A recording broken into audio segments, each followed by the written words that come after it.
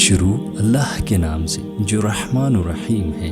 السلام علیکم دوستو، آیہ مبارکہ کی تفسیر ان قرآنی تفاسیر سے لی گئی ہے۔ سورہ بقرہ آیت نمبر 3 میں اللہ رب العزت فرماتے ہیں الذین یؤمنون بالغیب، وہ لوگ جو ایمان رکھتے ہیں غیب پر۔ غیب سے مراد وہ حقیقتیں ہیں جو انسان کے 5 سینسز سے پوشیدہ ہیں اور کبھی عام انسانوں کی تجربے و مشاہدات میں نہیں آتی، مثلا اللہ کی ذات و صفات، ملائکہ، وحی، جنت، دوزخ وغیرہ۔ ان حقیقتوں کو بغیر دیکھے ماننا ایمان بالغیب ہے جو انہوں نے اپنی آنکھوں سے نہیں دیکھی۔ یہ دنیا چونکہ امتحان کی جگہ ہے، اس لیے اگر یہ چیزیں آنکھوں سے نظر آ جاتی تو پھر کوئی بھی شخص ان پر ایمان لاتا تو کوئی امتحان نہ ہوتا۔ اللہ تعالیٰ نے ان چیزوں کو انسان کی نگاہ سے پوشیدہ رکھا ہے، لیکن ان کی وجود کے بے شمار دلائل مہیا فرما دیے ہیں۔ جب کوئی شخص انصاف سے ذرا غور کرے گا تو ان باتوں پر ایمان لے آئے گا اور امتحان میں کامیاب ہوگا۔ قرآن کریم میں بھی وہ دلائل بیان فرمائے ہیں۔ ضرورت صرف اس بات کی ہے کہ قرآن کریم کو حق طلبی کے جذبے سے غیر جانبدار ہو کر پڑھا جائے اور یہ خیال دل میں رکھا جائے کہ یہ معاملہ ایسا نہیں کہ اس میں لاپرواہی برتی جائے۔ یہ انسان کی ہمیشہ کی زندگی کی بہتری اور تباہی کا معاملہ ہے، لہٰذا یہ درد دل میں ہونا چاہیے کہ کہیں میری نفسانی خواہشات قرآن کریم کے دلائل ٹھیک سمجھنے میں رکاوٹ نہ بن جائے۔ اس لیے مجھے اس کی دی ہوئی ہدایت کو تلاش